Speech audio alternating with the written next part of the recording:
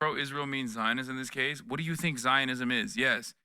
Zionism, okay, in its modern practical application of the term, means that you want Israel to be a demographic Jewish ethno state. Okay? Some people might, on the aesthetic ground, some people might actually have an issue with like the apartheid. More people will have an issue with the designation of apartheid, but some people might actually think that the settler colonial aspect of it, at least in terms of the West Bank, is unconscionable, yada, yada, yada. But ultimately, you believe that Israel must remain a Jewish majority ethno state. Now, there is no peaceful way of remaining a Jewish majority ethno state, considering that said Jewish majority ethno state is sitting on top of Palestinian land, historic Palestinian land that Palestinians by the millions were forcibly evicted from. So, yes, Zionism, regardless of which level of Zionism you're on, all the way from liberal Zionism or even like a standing together Omdim Be'echad supporter, all the way to Itamar Ben-Gvir, all the way to Meir Kahan and a Kahanist ultra-Zionist, still is varying degrees of fascist ethno-nationalism. Okay? That's it. This, of course, is purposefully muddied in mainstream media and even in academia in certain instances.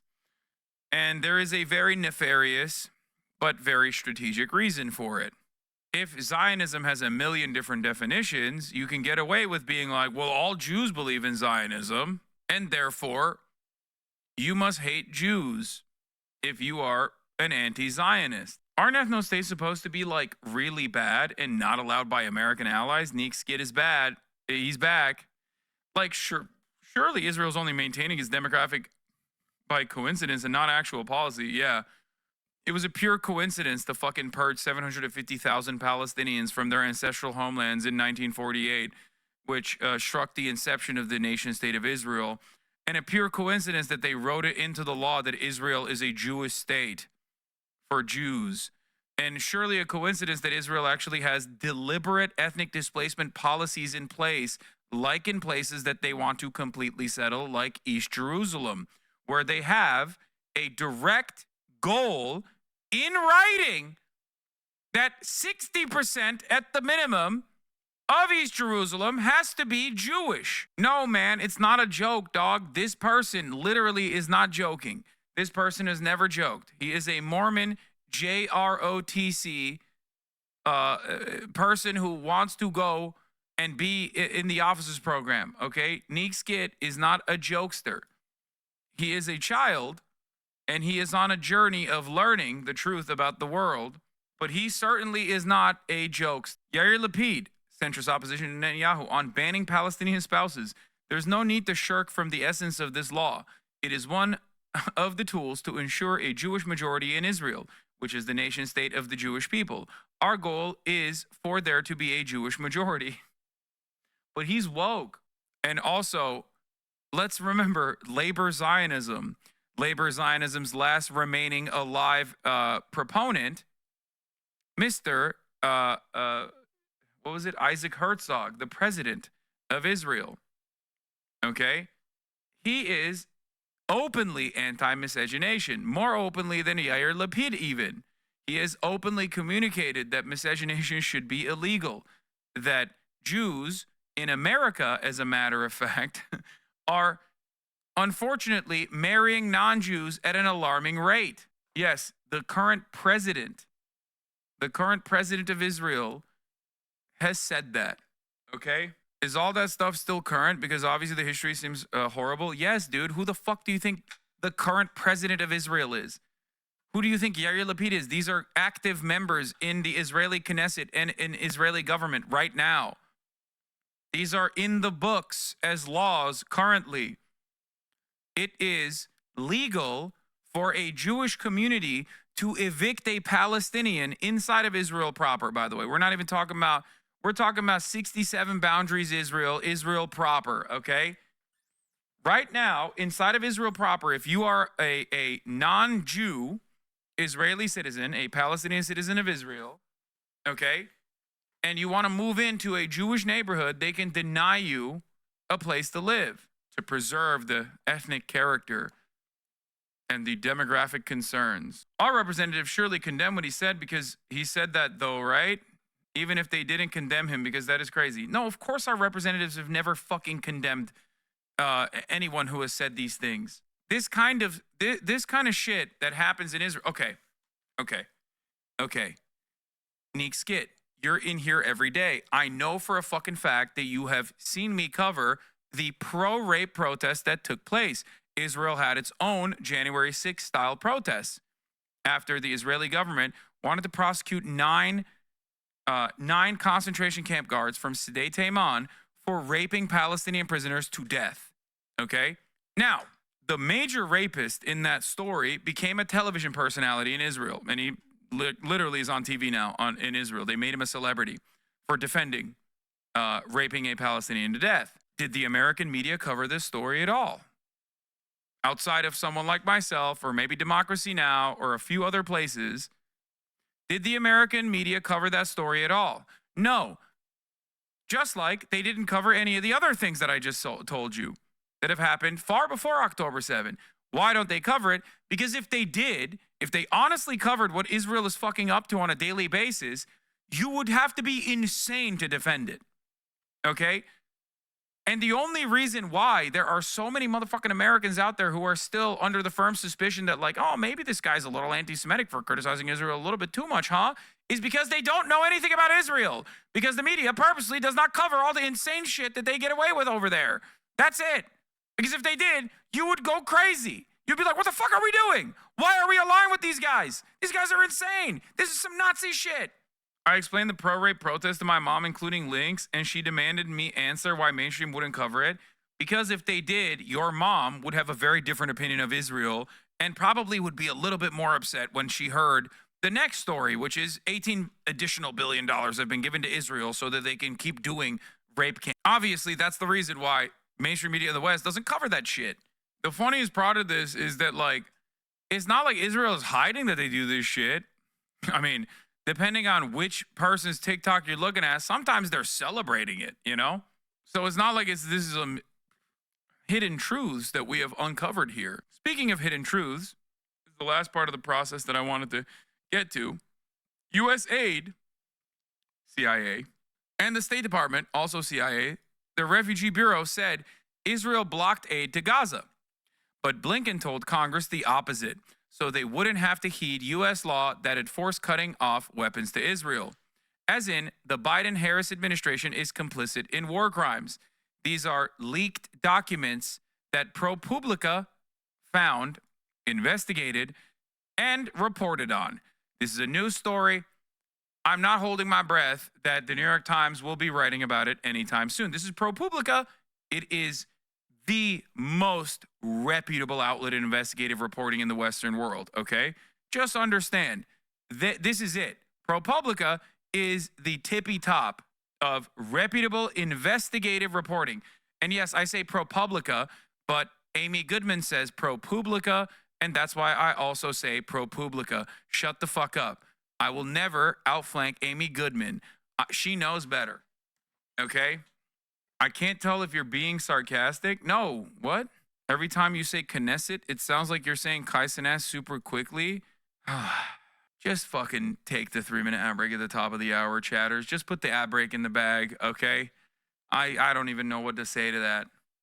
Anyway, Blinken told Congress, we do not currently assess that the Israeli government is prohibiting or otherwise restricting aid, even though the U.S. Agency for International Development and others had determined that Israel had broken the law. The U.S. Agency for International Development delivered its assessments to the Secretary of State Anthony Blinken, and the State Department's Refugees Bureau made its stance known to top diplomats in late April. Their conclusion was explosive because U.S. law requires the government to cut off weapon shipments to countries that prevent the delivery of U.S.-backed humanitarian aid. Israel has been largely dependent on American bombs and other weapons in Gaza since Hamas's October 7 attacks. But Blinken and the administration of President Joe Biden did not accept either finding. Days later, on May 10th, Blinken delivered a carefully worded statement to Congress that said, We do not currently assess that the Israeli government is prohibiting or otherwise restricting the transport or delivery of U.S. humanitarian assistance, which is, by the way, a lie. It was a lie. We always knew it was a lie. Every fucking person that had actually had any kind of dealings, like fucking John McCain's wife was saying that this is a lie, okay? It's not like she's a goddamn peaceful dove, okay? On the issue of Palestine, she's very cool, but that's besides the point. Prior to his 15-page memo on Israel's conduct, the memo described instances of Israeli interference with aid efforts, including killing aid workers, razing agricultural structures, bombing ambulances and hospitals, sitting on supply depots, and routinely turning away trucks full of food and medicine. Things that we all knew about, okay? Life-saving food was stockpiled less than 30 miles across the border in an Israeli port, including enough flour to feed about 1.5 million Palestinians for 5 months, according to the memo. But in February, the Israeli government had prohibited the transfer of flour, saying its recipient was the United Nations Palestinian branch that had been accused of having ties with Hamas. UNRWA. Theoretically, how would you respond to someone who says about this article, both entities are polluted with anti-Zionists and can't be trusted at all? What, ProPublica? And also USAID? Like the U.S. Agency for International Development and the State Department is anti-Zionist? No, the USAID and State Department? USAID and the State Department are polluted with anti-Zionists? Yeah, good luck. I mean, I don't know how you deal with a person like that. Has it been proven that the UNRWA slander was false? Yes, dude. What are you talking about? Since like the second day that the statement came out. Anytime Israel says something, they immediately walk it back like a couple hours later. The original number was 13. They immediately walked it back because they were like, okay, maybe it was actually 7. And then the number like reduced down to, I think, 2 or something.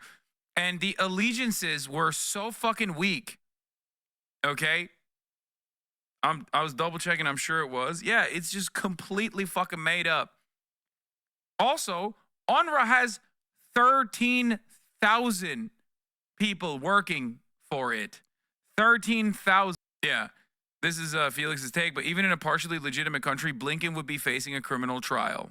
It's like saying we have to abolish public education because one teacher murdered someone, okay?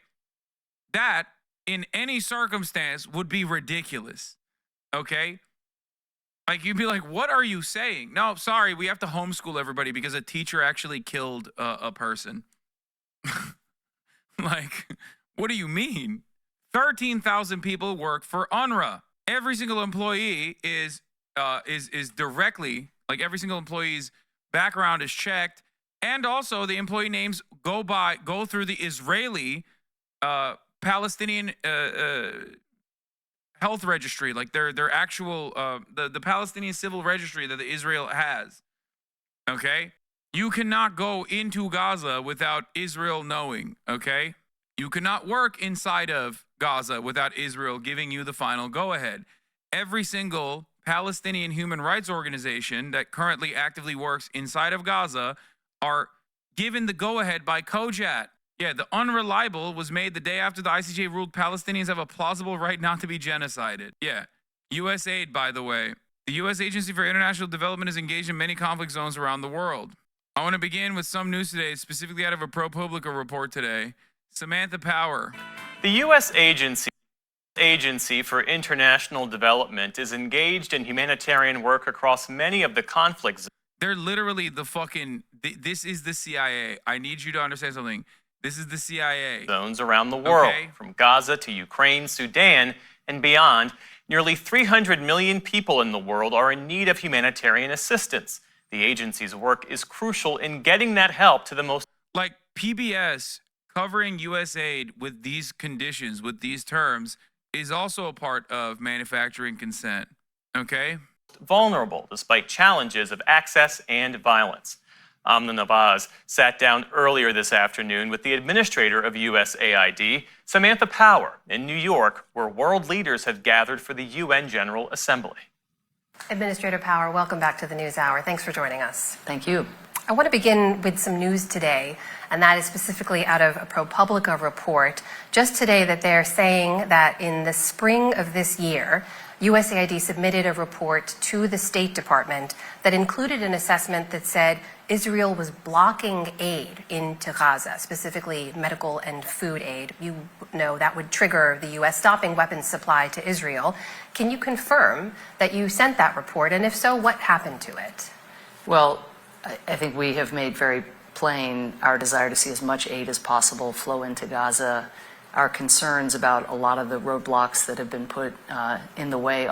I'm not going to comment on any report from today, from a long time ago, beyond to say that our focus is as laser sharp on that set of issues around access as the number of trucks flowing in today is not sufficient. I want to repeat something again. Cuban Twitter and other times USAID pretended to be an intelligence agency. Foreign governments have long accused the U.S. Agency for International Development of being a front for the CIA or other groups dedicated to their collapse. In the case of Cuba, they appear to have been right. In an eye-opening display of incompetence, the United States covertly launched a social media platform in Cuba in 2010. And it's not just the Cuban internet, okay? USAID is supposed to come across like they are not in the pocket of the State Department, like they're not operating in unison with the CIA. Okay? But they are. But the moment that you marry the two, like in this case, this is, by the way, this is foreignpolicy.com. Okay? This is not like Democracy Now! This is not Counterpunch magazine. This is not Current Affairs. This is fucking foreignpolicy.com. When foreignpolicy.com is writing an article like this, that means the New York Times has written an article like this. That means the Associated Press has also openly written articles about how the USAID is literally operating in unison with the CIA. It means it's significantly worse than this article actually is allowed to talk about. Okay? I'm sure you know this, but Samantha Power is literally insane and is obsessed with the Holocaust and how the U.S. never preemptively invaded to stop it. She views every country in conflict this way and believes the U.S. should be deployed everywhere to stop Holocaust. Yeah. She's awesome. Anyway, the reason why I'm telling you all this is because even she is like, yo, what the fuck, Israel? Okay? I covered all of this stuff with USAID specifically so you understand that, like, even certain aspects of the CIA are like, hey, man, what the fuck are we doing here? Can we just, like, dial it back a little bit? Okay? Partially because they also understand that America is losing its soft power capabilities. And if America can't do soft power shit, then it's only hard power. And it will fuck up the bag on their hard power initiatives as well.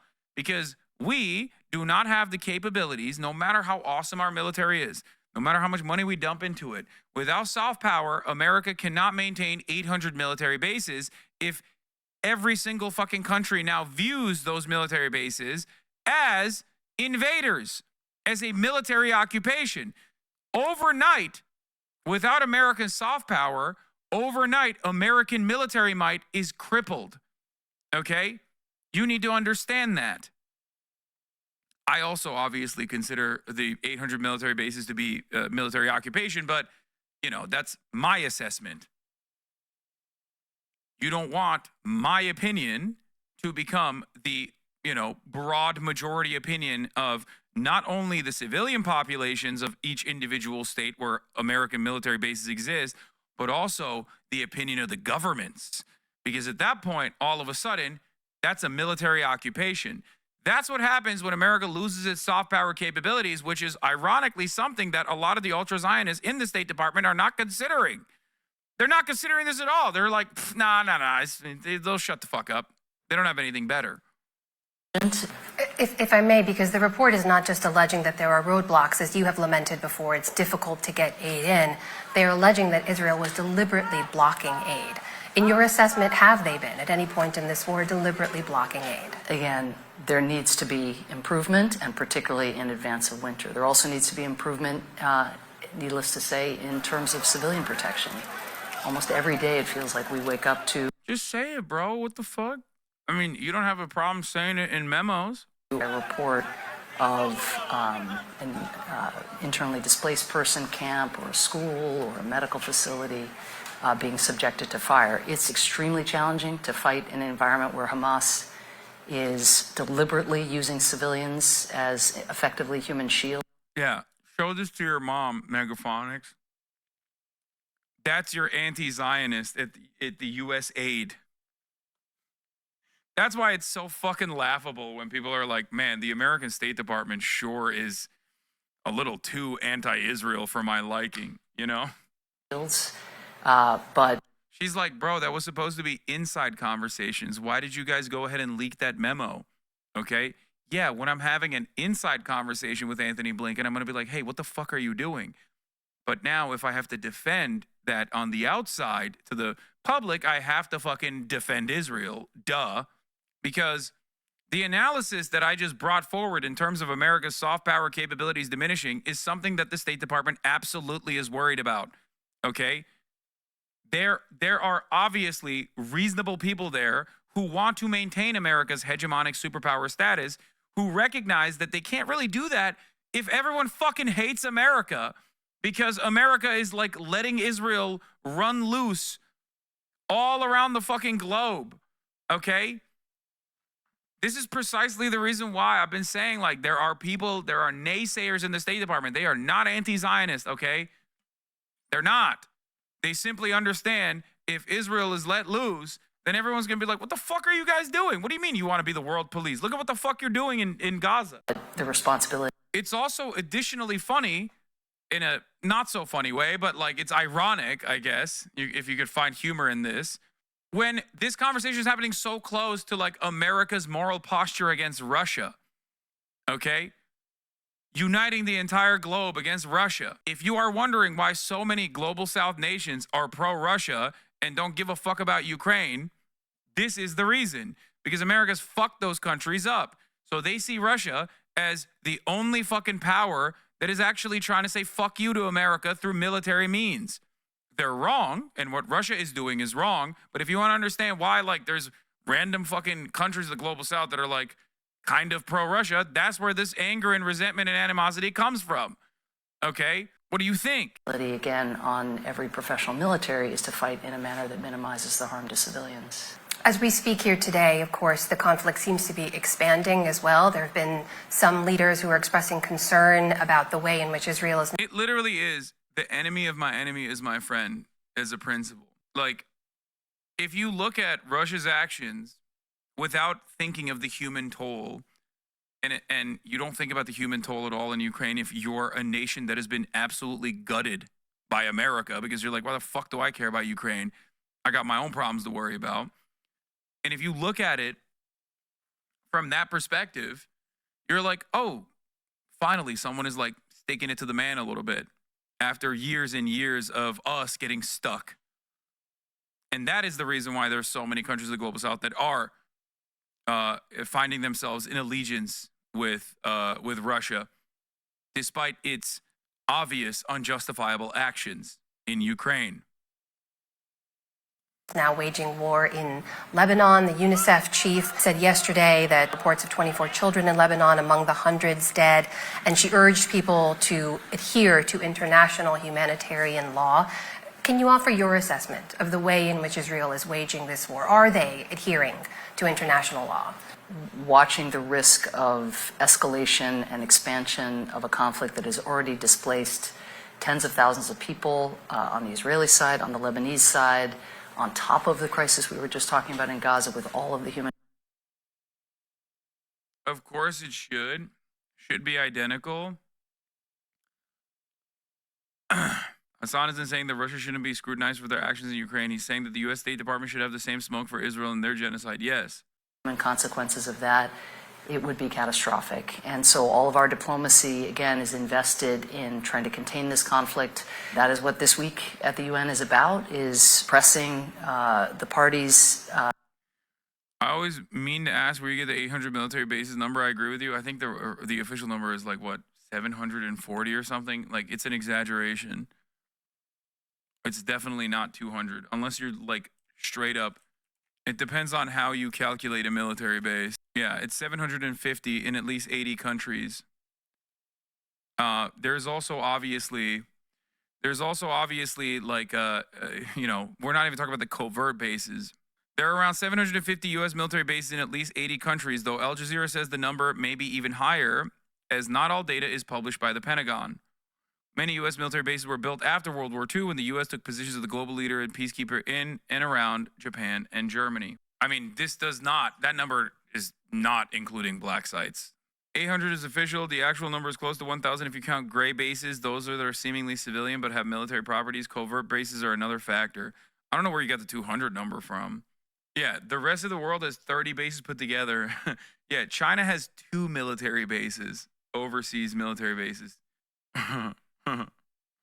From this, large bases are bases defined as military installations larger than 4 hectares or worth more than $10 million. These typically have an excess of 200 U.S. military personnel. There are 439, or 60% of the U.S. foreign bases fall under this category. Secret ones are in Albania. No, there's a shit ton of black sites in Egypt and Romania and other parts of Eastern Europe. Those are places where you get, I mean, those are like a house though. Those are like one house or 2 houses. And you go there and you fly someone there to torture them. Terror houses, literally. Yeah, it can even be like a safe house.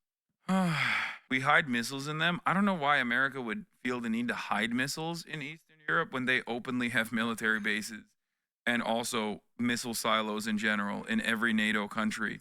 Guys, in my country of origin, Turkey, we have nuclear missiles, American nuclear missiles in American military bases. Do you understand? That's why I always laugh when Erdogan is like, you know, Erdogan is all the fucking smoke. When Erdogan's like, 1 minute, fuck Israel, Israel is Adolf Hitler. When he says shit like that, it's like, come on, dog. You got American nukes. To make sure that cooler heads prevail, because if you need a reminder of what conflict looks like, it's to make the world safe. Yeah, dude, I feel so much safer. I feel infinitely safer when I think of all the nukes that the only country that has ever deployed nukes on foreign civilian territory has all the nukes all around the world ready to be deployed from a safe distance, mind you. That gives me safety and security. That makes me think it's so safe. look at the human consequences in Gaza. You know, the fate of the hostages still hanging in the balance, the fate of Palestinian civilians. Look at the displacement that has already occurred in Lebanon, even with this lower grade conflict. So if this were to spiral further out of control, it will only be civilians who pay the price. You have faced criticism, I think it's fair to say, from even within your own agency, staffers on your team who express a frustration with what they see as a hypocrisy of U.S. foreign policy, that the U.S. continues to supply humanitarian aid on a large scale to try to get that into the people of Gaza at the same time that it's... Well, no NATO country has been attacked by another nation, so that's pretty safe. Excuse me. Hello? Turkey literally has engaged in battles with Greece. Both are NATO nations, so you're fucking wrong, okay? Turkey, who happens to have the second largest military force in NATO, gets to do those sorts of things, okay? Supplying Israel with weapons to continue to wage that war. And I know some of your staffers, it's been publicly reported, have asked you about what they see as the Biden administration's being complicit in what they see as genocide being waged by Israel in Gaza. And one of the things they point out is the fact that you wrote a book on genocide. They've called on you to speak out or to resign. How do you handle that kind of frustration within your own agency, and what are you telling your staffers? Well, USAID is an incredibly mission-driven agency where people come to work every day to save lives, to improve lives. It's honestly inspiring to work, including among those people who criticize me. They're incredibly talented people. They could be working in the private sector. Instead, they come to work every day to help people like the people who are suffering in Gaza. More than 40,000 civilians have been killed in Gaza, more than 13,000 children. more than 300 aid workers. I would honestly be disappointed if my staff were not in churn. Listen, sometimes we sneak in weapons to rebel groups under the guise of humanitarian aid, but that comes with the territory, okay? That's also humanitarian weapons when you think about it. And pressing for more. And I just feel lucky that I'm in the government, in the room, engaging. Shots fired in Kamala Harris' Arizona campaign. Wait, what? I feel like you're lying. No way. Yep, they lit up one of her offices. Oh, that was hours ago? Oh, shots fired on a Kamala Harris Arizona campaign office. No one was present or injured at the office. A state Democratic Party spokesperson says Tempe police said they're investigating it as property crime. Dude, guys, that's just kind of a thing that happened. It's America. That's just part of the equation, you know? The Israelis working with the team that's pushing for a ceasefire, because fundamentally that's what's needed most of all, because clearly none of us can be satisfied with where things are now in Gaza. Do you share any part of their concern that there's a hypocrisy to the U.S. policy there? I share their focus on the human consequences of everything we do, and that's why we have live debates inside the administration. It's also why President Biden in the General Assembly today just talked about the importance of a ceasefire. We heard the president also today speak about Sudan and what is now the largest humanitarian crisis on the planet. He recently said that now famine has taken hold in the Darfur region. I know that aid trucks have not been able to reach one of the largest camps for displaced people there, and access there has been blocked by some of the militia forces. What more can the U.S. do? I know you're already providing record levels of aid, but should we be considering airdrops, some other means of getting aid in? All of the above, but it is really important to say that we cannot humanitarian aid our way out of the kind of widespread famine that is at risk of breaking out across Sudan. You're right, USAID is investing hundreds of millions of dollars in commodities, but many of those trucks are just sitting at checkpoints. And that's just a matter of political will. It's a matter of, do these self-interested generals who clearly care more about themselves than their country, are they willing to put their own interests above even letting trucks get through that could avert famine? And so there are plenty of countries who are providing weapons to those actors who could be exercising their leverage, and that is what the diplomacy is about this week. We heard the president call for people to stop that supply of weapons into that conflict. Is the U.S. doing enough, in your opinion, to leverage those relationships to stop that flow of weapons in? Well, every channel that we have to those major players in this conflict, we are using, including this week, in very high-level engagements, including some that I've had myself, certainly those the president, the most important. And do you feel there's been progress in those talks this week? We'll see. I mean, there's certainly verbal progress, and we have heard a lot of commitments to peace that are not then followed through with actual termination of weapons supply. But we also...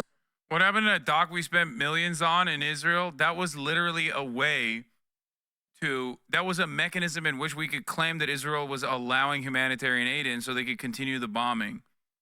That's literally what that was for. Okay? And yes, it sunk. It never also got any fucking humanitarian aid into Gaza. The goal was not to actually deliver humanitarian aid.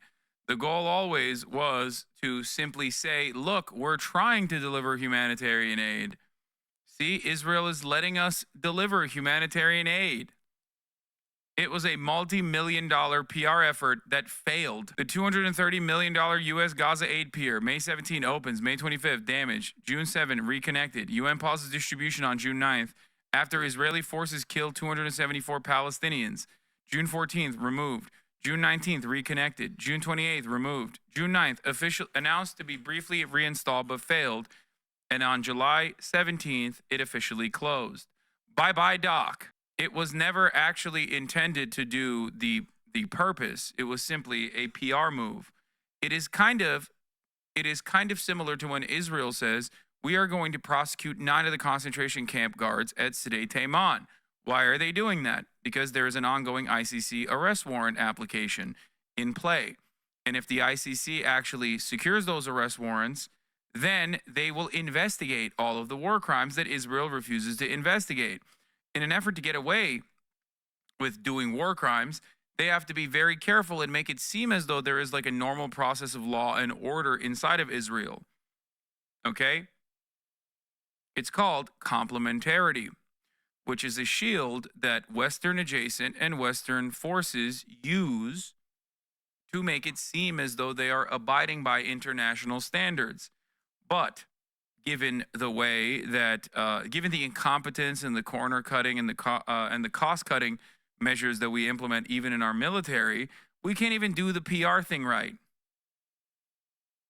It's just a song and dance to continue the genocide.